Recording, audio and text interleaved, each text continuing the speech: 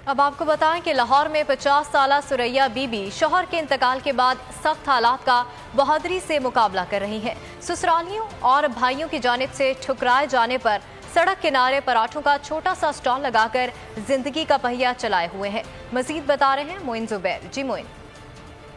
जी, इस वक्त हम लाहौर के इलाके यादगार में मौजूद हैं, जहां पर मीनार पाकिस्तान के गेट नंबर 5 के बाहर 50 साला सुरैया बीबी पिछले 3 माह से जो है वो अपना एक छोटा सा ठेला जो है वो चला रही हैं और पराठे यहाँ पर बनाती हैं।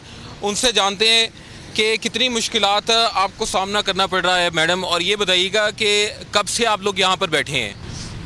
बेटा मैं 3 माह से इधर बैठी हूँ और पहले तो सर्दी थी, तो अब बहुत सख्त धूप होती है कि धूप के नीचे बैठ के काम नहीं चलाया जाता, क्योंकि राशन वगैरह भी ख़राब हो जाता है।